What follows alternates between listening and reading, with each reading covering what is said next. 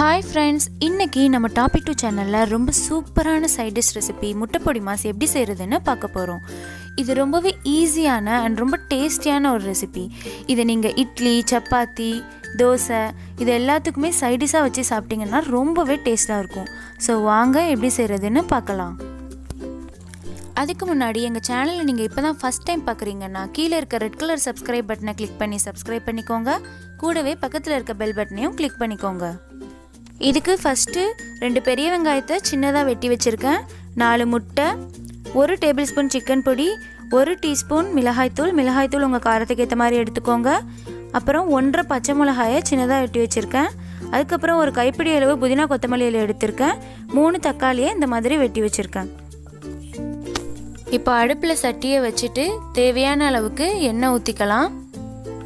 நான் நல்லெண்ணெய் யூஸ் பண்ணியிருக்கேன். உங்ககிட்ட எந்த எண்ணெய் இருக்கோ நீங்கள் அதையே யூஸ் பண்ணிக்கலாம். இப்போ எண்ணெய் நல்லா சூடானதுக்கு அப்புறமா நம்ம எடுத்து வச்சிருந்த வெங்காயத்தை இதில் சேர்த்துக்கலாம். இப்போ வெங்காயத்தை சேர்த்ததுக்கு அப்புறமா இந்த மாதிரி நல்லா வதக்கி விட்டுக்கோங்க. வெங்காயம் நல்லா வதங்கணும், அப்போதான் ரொம்ப டேஸ்டியாக இருக்கும். இப்போ தேவையான அளவுக்கு உப்பு சேர்த்துக்கிறேன்.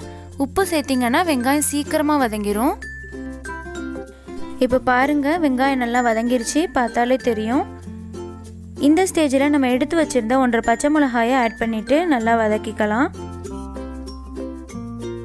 இப்போது நம்ம எடுத்து வச்சுருந்த தக்காளியையும் இதில் சேர்த்து நல்லா வதக்கணும். தக்காளி நல்லா வதங்கினா தான் டேஸ்ட்டாக இருக்கும்.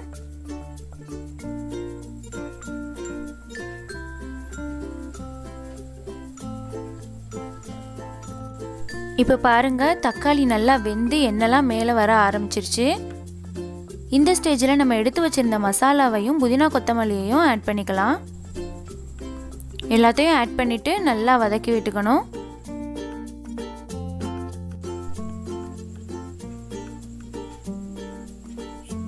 இப்போ எல்லாமே நல்லா வதங்கிருச்சு.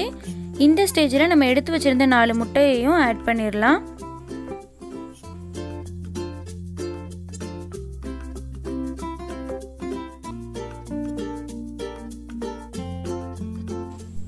இப்போ முட்டை நல்லா வெந்துருச்சு. இந்த ஸ்டேஜில் நம்ம முட்டையை கீழே இருந்து மேலாப்பில் நல்லா கிளறி விடணும். அந்த வெங்காயம் தக்காளியோட நல்லா மிக்ஸ் ஆகிற மாதிரி கிளறி விட்டுக்கோங்க.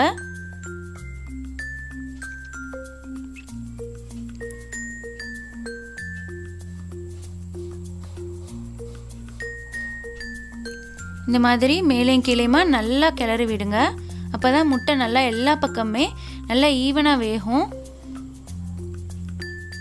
ரொம்ப அமுக்கி கிளறாதீங்க, கொமஞ்ச மாதிரி ஆகிரும். உதிரியாக கிளறினீங்கன்னா நல்லா அழகாக முட்டை ஃப்ரை ஆகி சூப்பராக வரும். இப்போ பார்த்தாலே தெரியுது நல்லா மிக்ஸ் ஆகிட்டு இருக்கு. இந்த மாதிரி கிளற அதுவே நல்லா உதிரியாக அழகாக வரும். அவ்வளோதான் ஃப்ரெண்ட்ஸ், நல்லா வதங்கிருச்சு. இப்போ நம்ம பிளேட்டுக்கு மாற்றிடலாம். ரொம்ப டேஸ்டியான முட்டை பொடிமாஸ் ரெடி. இதை நீங்களும் உங்கள் வீட்டில் ட்ரை பண்ணி பாருங்கள். இந்த வீடியோ பிடிச்சிருந்தா லைக் பண்ணுங்கள், கமெண்ட் பண்ணுங்கள், அண்ட் மறக்காமல் எங்கள் சேனலை சப்ஸ்கிரைப் பண்ணுங்கள். Thank you friends.